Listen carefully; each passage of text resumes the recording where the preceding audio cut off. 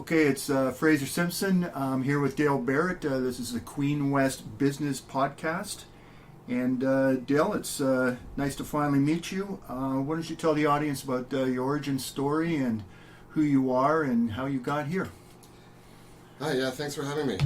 The origin story is very interesting. So I'm a tax lawyer, and I'm the managing partner of Barrett Tax Law, and we just had our 11th anniversary a couple of weeks ago. The origin story is that I used to be a software developer. I used to be a programmer, and I lived in Montreal at the time, and I was in my early 20s, and it was the dot-com era, and I built up a company, and I was a CEO, and I was this little rich kid running around, little 20-year-old pisher CEO of a tech company, and we had some investors, and everything was going really well until 9/11 happened, and the market fell apart, and our investors, although we had certain agreements with them that they wouldn't do this, they went ahead and they essentially, long story short, caused us problems with taxes. They didn't pay the taxes, they didn't pay the HST, they didn't pay all kinds of stuff, which they were supposed to, and Revenue Quebec came down on us.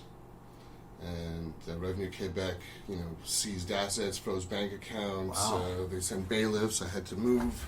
They basically destroyed our lives at the time. Wow. So I went to law school afterwards. Interesting. And after law school, I decided I was going to be a tax lawyer, and I was Wow. going to help prevent this from happening to other people.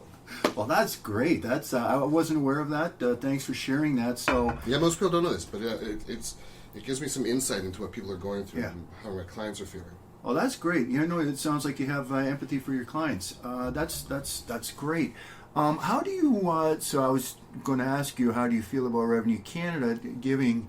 Well, that was Revenue Quebec, but what's your experience with Revenue Canada in general and how they treat taxpayers, collections, stuff like that? What's your feeling with that stuff? Revenue Canada is it's an interesting organization. It's the problem with Revenue Canada, with CRA, is that it's a very disjointed organization. So the people at the top, they have all sorts of lofty ideas, and they want to collect taxes, and they want to make sure that they're providing, certain amount of customer satisfaction. They call taxpayers their customers, but they want to provide that satisfaction and do everything right. The people sort of on the front lines, your collectors, your auditors, they don't do things right. And they don't necessarily care about collecting taxes, for example. So if you look at someone like your tax collector, clearly their boss or their boss's boss or someone up the line cares about the numbers and the dollars coming in. The collector themselves does not care about dollars coming in. So unlike a normal collection agency where someone who's collecting would receive some kind of a reward or compensation or commission for collecting amounts, at the CRA there's no financial reward for collecting. So there's other ways in which they're rewarded and in which their job performance is evaluated. And one of those ways is through the number of files they close. So a collector typically is concerned with closing files more than they are concerned with actually collecting the funds. So what you get is you get a system where the collector, if they're getting frustrated and maybe they haven't closed enough files and maybe their manager or their team leader is breathing down their neck, they start closing files by shutting businesses down. So they push 3 or 4 buttons on their magic computer, and within days, bank accounts are shut down. Letters have been sent to clients who are sitting with accounts receivable, payable to companies. Letters are sent to all kinds of places asking for monies, and all of a sudden, there's no money for payroll. There's no money to run the business. There's no way to even get your accounts receivable because that's been garnished right from underneath the business. And 30 days later, the business is closed. The nice thing is the file at the collector's desk is closed, and the collector is very happy about this.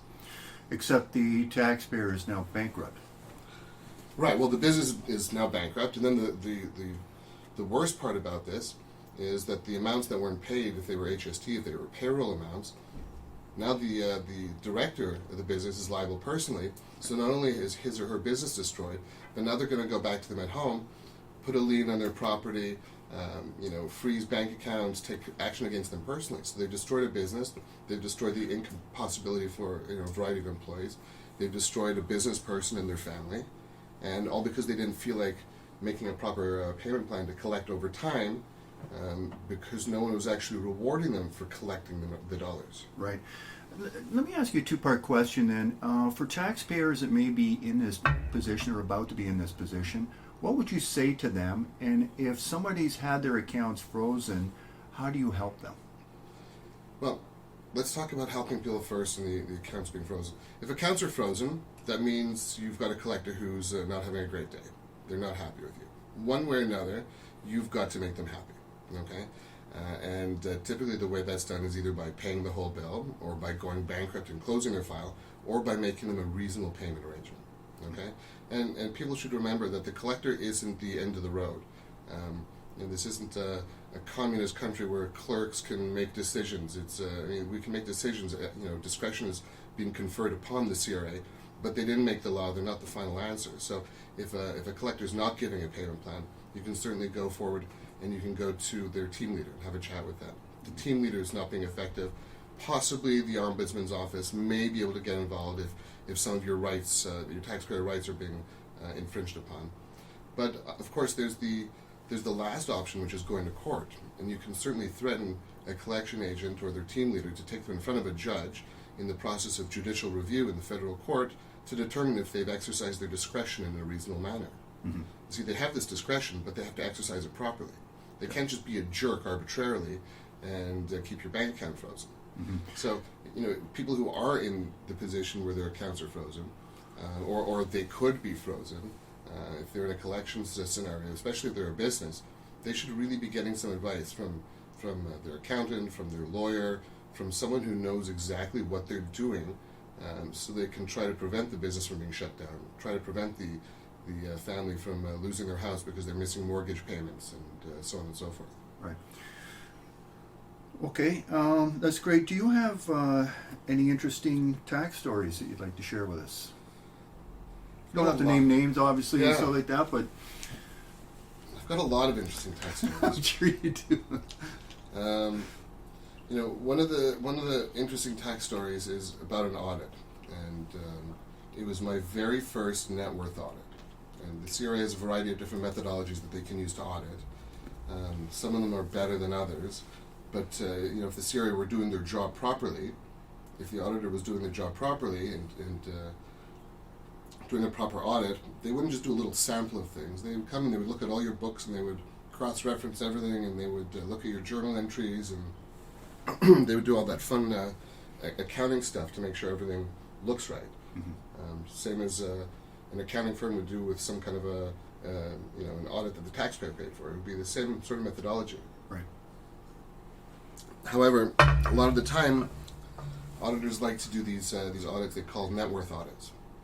And a net worth audit, it seems kind of common sense. You look at the period in question. Right. You look at the first day of the period to see what the taxpayer was worth. What are their assets less their liabilities? Right. Look at the last day in the audit period. Again, assets minus liabilities. Right. You see if there's a corresponding increase in net worth. Mm-hmm. You add to that corresponding increase in net worth the amount of money that it would have cost the taxpayer to live for those periods of time in between. Right. So their cost of living plus their increase in net worth should be the amount that they've earned. Right. Sort of basic. The way the CRA approaches this is the auditors typically, and I saw this the first time with that landscape audit, the auditors typically just do an analysis of the bank accounts. Right. So what they did in this particular case is my client made about $100,000 a year. Right. And this $100,000 was all earned in deposits in the spring. Right. And since my client had a big deficit over the winter, by that point in time there was also a liability in their line of credit. Right. So the entire $100,000 that they earned in spring in deposits was paid back to their line of credit to cover the shortfall over the winter. Mm-hmm. Then what they do throughout the summer is they start using their line of credit money, and they start pulling out $100,000 again throughout the course of the year to start living on and using. So you see the following entries in their bank accounts. You'll see $100,000 deposit to line of credit every year. Right. As repayments. Right. You'll see $100,000 deposit to general account every year as deposits from the clients. Right. And you'll see $100,000 transferred from line of credit bit by bit into the general account to use throughout the year. Mm-hmm. And you'll also, if you look at their credit card statement, see about $50,000 of credit card purchases. Mm-hmm. So the auditor added these numbers up, and they say, well, the line of credit had $100,000 of deposits. Mm-hmm. General account had $200,000 of deposits. Mm-hmm. That's $300,000. Right. So they must have made $300,000 over the year. In addition to that, I see that they spent about $50,000 on their credit card. Right. Which must have come from somewhere because they paid their credit card off. Right. So this is $350,000. So this client who actually earned about $100,000 was assessed with $250,000 of undeclared income. Right. So it was about $125,000 of tax, give or take, plus gross negligence penalties of $62,500. Wow. Plus interest. Wow. So we went back and we realized that they didn't account for all the inter-account transfers. Right. So I thought, wow, bad auditor. Then the second time I saw that, I thought, wow, bad auditor. And the 20th time and the 50th time, it wasn't so much a question of bad auditor anymore. It was a question of what's going on here, Mm-hmm. and why are they doing this wrong, Right. and why does there seem to be a consistent disease. And you got to understand, of course, my perspective is warped. There may be 1 million net worth audits going on, Right. and most of them may be done right without making this error. But the ones I see, they make this error on every single one of them. Right. It's a guarantee. When someone says to me, I had a net worth audit and I have a problem, I'll ask them, do you move money around? Yes. Right. Do you have lines of credit? Yes. There you go. Inter-account transfers. That's the first one. Yeah. So the question is, why is this happening? Good question. Actually, why do you think it's happening?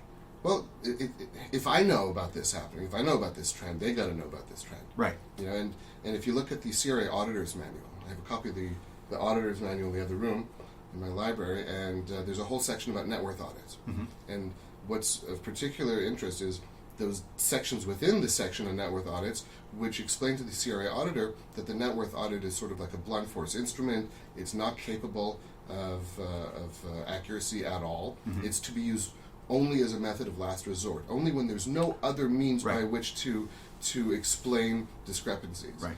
And there's a whole section of contraindications saying when they should not be doing a net worth audit. Yeah. But time and time and time again, this really quick, cheap, and dirty audit method seems to be happening. Right. Do you think, given today's age with social media and all that, not to take Revenue Canada's side, but when they see, obviously, there's been stories about them, following people, praising houses, seeing them with Porsches and yachts and stuff, and then they're declaring like 20 grand of income. Obviously, that's kind of fueling that a little bit. And also, this stuff on Facebook and that, how people, and it's never the truth half the time. They're presenting themselves in a certain light, and it looks like, they've got this grandiose lifestyle and obviously should be made, and then they don't report as much. Do you think that's a factor in it with Revenue Canada, that it's fueling these kind of collection activities? It's always a factor. And even when I talk to my clients who are expecting an auditor to come, number one, I insist that my clients don't talk to auditors. But if they do, I tell them, number one, if you're going to welcome the auditor into your office, if you have any beautiful family photos of a vacation in Mexico, Good point. seriously, you Yeah. take them down. Yeah. If you've got any beautiful vehicles, don't park them in the driveway that Right. day. Right. Don't wear your fancy watch. Don't Yeah. do all kinds of things.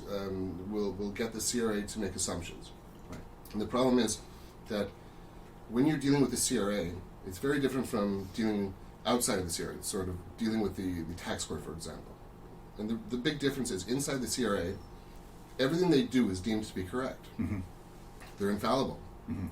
If you want to prove them wrong, you got to go to court. Right. So they can, and by the way, they don't have to listen to court judgments. They don't have to take the law into consideration. They can take their assumptions into consideration.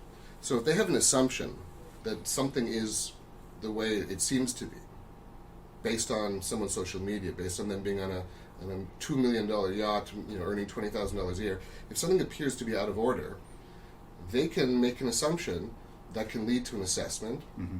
And then it's up to the taxpayer at that point in time to challenge that assessment. Mm-hmm. So you've got to be very careful about the information that the CRA sees that allows them to make these assumptions. How do you feel about the accountability? For example, say that Revenue Canada did something wrong, or that they abused their power, or they just arbitrarily assessed without merit. How do you feel about the accountability? Like, what are the avenues to hold them accountable? It's very difficult to hold the CRA accountable within the CRA internally. Most people don't have accountability. That collector doesn't have a whole lot of accountability when they shut your business down. And certainly, it happens when the business has a bad audit. The bad audit had errors. Those errors led to an HST assessment. HST assessments, even though you're challenging them, they're payable immediately. So it's conceivable that a client could have a multi-million-dollar HST assessment that's wrong, that can cripple their business, and while they're trying to prove that it was wrong, they've lost their business and they've lost everything else. There's no accountability there. Okay, very, very difficult. I mean, certainly you can sue people individually at the CRA. You could if they do a really terrible job. You could sue the agency itself. I haven't seen much success in that though. Not a lot. I think there should be more. I think people should be accountable. And certainly you can speak to people at the CRA and call 800 numbers, and you ask 2 CRA agents a question, and you're going to get 3 different answers. So there is no accountability until you get outside of the agency and you go to the tax court. But it's very, very tough. I mean, certain things they're accountable for. If they're pushed to be accountable. So, for example, if you look at the Taxpayer Bill of Rights, you'll see certain rights which are like the customer service rights. Okay, and you have the right to be spoken to in French, and not to be spoken down to, and you have the right to be treated like a human, and so on and so forth. If these things are not respected, you can certainly go to the Ombudsman's office. That's the one thing the Ombudsman's good for, is protecting those particular rights. Well, it's the Ombudsman, they came out with like those 12 recommendations last year or whatever it was over, after consultations going across the country and that. And all 12 were to deal with basically collections and trying to make it clear. And it was so incredible going through the report. Most people still don't understand, what their position is. What does a 14-day legal letter mean? When people don't realize that on the 15th day, bank accounts are going to be frozen in most cases. And so people are seeing that, but that's not getting out there, and it's not. And yet the Ombudsman, those recommendations, Revenue Canada hasn't acted on them. Yeah, well, they don't act on them, and a lot of the information does not get out there properly. And if you look back, I had a famous case from a number of years ago of, I think I had about 500 clients who were involved in a tax scheme, the fiscal arbitrators tax scheme, and they were all, assessed gross negligence penalties and whatnot. And one of the things, if you look at the Taxpayer Bill of Rights, one of the rights says that the taxpayer has the right to expect the CRA to warn them about questionable tax schemes in a reasonable time frame. Okay, so one of my arguments in front of the judge was that, by the way, the CRA was sitting on the sidelines, kind of like a cop, watching a kid on the corner sell drugs. And they didn't arrest him the first day, but they sat and took photos month after month after month after month to build a case. So the CRA knew the scheme was going on. They didn't warn people about it. Okay. On one hand, on the other hand, they were sitting collecting evidence against the perpetrators of the scheme for months and months and months. So people who were involved in the scheme, let's say for the second year, the CRA could have told them already, hey, by the way, buddy. Could have put it on the website. Absolutely. They could have put it on the website. They could have put an ad on the front page of the Star and the Calgary Herald. Or somebody Googles timeshare thing or tax shelter, it pops up. But Right, but they have a duty, though. That's the problem. And the Department of Justice, they had an argument to counter mine, which is, well, look in the bowels of the website, in the CRA website, and you'll see these generalized warnings that tell you to watch out for stuff. Well, watch out for stuff versus watch out for so-and-so with this particular scheme who's telling you the following and giving a sort of contemporaneous warning in the social media, in the traditional media, wherever. Put a billboard on the Highway 401 and another one on the DVP and one on every major billboard in major highway in the country. Do something. But they don't. People don't get the information. So people don't know about these tax schemes, even though they're supposed to. And as you were mentioning, people don't have the information about what these warnings mean, about what things mean. I think they should put like that 14-day letter. They should put that right on the site. You get one of these letters, and your 15th day, your bank accounts are going to be frozen, and that's it. But they don't make it clear. Or it should say it in the letter. Or it should, in the letter. The letter doesn't even make sense at the time. A lot of them don't make sense. A lot of what the CRA does doesn't make sense. And unfortunately, I've met many people who are sort of higher up in the CRA, and they've got some bright people there. They've got some real smart people. And, it doesn't seem as though any of the endeavors that these smart people are trying to get done are actually making their way down to the front end staff, the frontline staff who are actually dealing with the public. Yeah. Do you think, I strongly believe that they shouldn't be allowed to arbitrarily freeze bank accounts. What's your feeling on that? What do you mean by arbitrarily? Well, I mean, there should be a process where, you have to reach a certain threshold before you do that. You can't just have some guy that's come out of, school last year freezing bank accounts of a multi-million-dollar corporation because he didn't respond to a letter over here or something. Like, there should be some really strict rules for that, There should be rules. There should be rules. There should be guidelines. I think the IRS does things a lot better. Yeah. In the IRS, everything's very, very clearly laid out. What they can do, what they can't do, how they can exercise their discretion. Everything's much more, rigid than it is here in Canada. But certainly, it is scary to know that these collectors with a lot of, and by the way, if you look at the requirements for their job, they have to pass a minimum. I can't remember the name of the test. I actually talked about this in one of my seminars. Mm-hmm. There's a minimum proficiency test that they have to pass with like a 60% grade. I mean, the things that they have to know in order to get that job are very, very basic. We're talking about, certainly a lot of them could be smart individuals, but you don't need to be smart to get that job. And you got someone there who may not have a great education, who may not be terribly smart, who may not care, who doesn't have necessarily great guidelines, and they've got all this power available to them. Yeah. So if they come in one day and they're having a bad day and they're irritated, or they need to close more files, it's super easy. Well, okay, I want to be respectful of your time. I just got a couple more questions. One is arbitrary assessments. What's your experience been with that? Like, say somebody hasn't filed for 10 years, they come along and go, oh, I think you're making this, and all of a sudden you got a $500,000 tax penalty and bill or whatever. And that's just arbitrary. They're just making numbers up. But what's your experience been with that? I think, listen, arbitrary assessments have their place. People who ignore the CRA for years and years and years, they've got to have some kind of a mechanism to get them to act. And typically, the arbitrary assessment is that mechanism. It gets people to jump. So when you see a bill come across your desk that says $100,000 and it couldn't possibly be more than $5, you give it some attention. But in general, they're easy to fix. I mean, it's, as long as you go ahead and within a reasonable time frame get your tax filings done and send them in, they will replace the arbitrary filings with your updated numbers. So it's easy to fix. The only danger with the arbitrary assessments, the only time I really, really don't like it is when it's HST. Right. Because the number may be way, like I said, way off, yeah, and they're collecting immediately. That's right. So your objection doesn't stop it. Right. The fact that you filed new numbers doesn't stop it. So you've got to service that. But see, they should change that policy too. If you do an arbitrary assessment on an HST, it shouldn't be collectible right away. HST is collectible. Right. You know what? Last thing. What do you think the average taxpayer or professional or Canadian can do to improve things at Revenue Canada? Do they go to their MP? Do they, how can they express themselves or go to the Ombudsman? What do you think the best, or go directly to Revenue Canada? Yeah, it's a tough thing. Affecting change at the CRA level is a very tough thing. I find MPs are sympathetic, and certainly when we send people to, or we don't send them there, but when taxpayers say we want to go see our MP and we're going to discuss this, the MP will definitely give them a lovely cup of coffee and they'll take some time and they'll be sympathetic. But the MPs are, quite frankly, in terms of the CRA, they're useless. Unless their party is going to put together some kind of a bill, unless they're the government and they're doing a bill and the bill's going to affect the CRA somehow in law, the MPs themselves really are ineffective. Okay. And then you get the Ombudsman's office. Ombudsman, they can help in individual cases from time to time. If someone's being racist towards you, or they're being sexist, or they're calling you names, or what, they'll get your collections officer changed for sure. It'll be done. Right.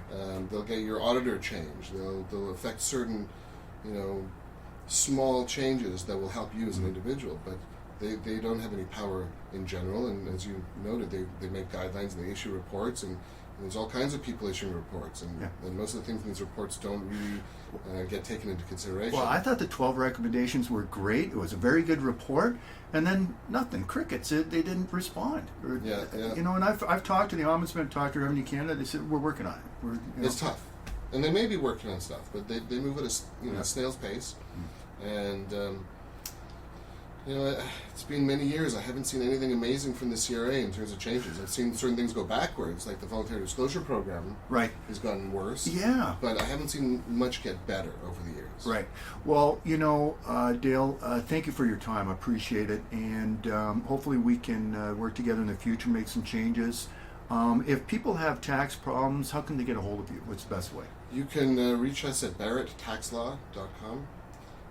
Or you can come by our cafe on Eglinton if you're in Toronto at Lawyers and Lattes, and you can meet one of our lawyers there. Okay. Okay, thank you very much, Dale. Thank you. Okay. You can find this, future and past podcasts, and other content we release on YouTube. We also have socials on Twitter, LinkedIn, Instagram, and Facebook, which can be found in the comments below. If you liked our show today, please give us a like. Drop a comment below. If anyone wants to see us do something specific on our main channels, please comment below or DM me, and we will be able to hear what you have to say. In 2 weeks, we have another podcast coming your way. Keep an eye out for that. And if you want a reminder, hit that little bell icon next to the subscribe button, and you'll get it in your notifications right away. Until next time, that was the Queen West Podcast.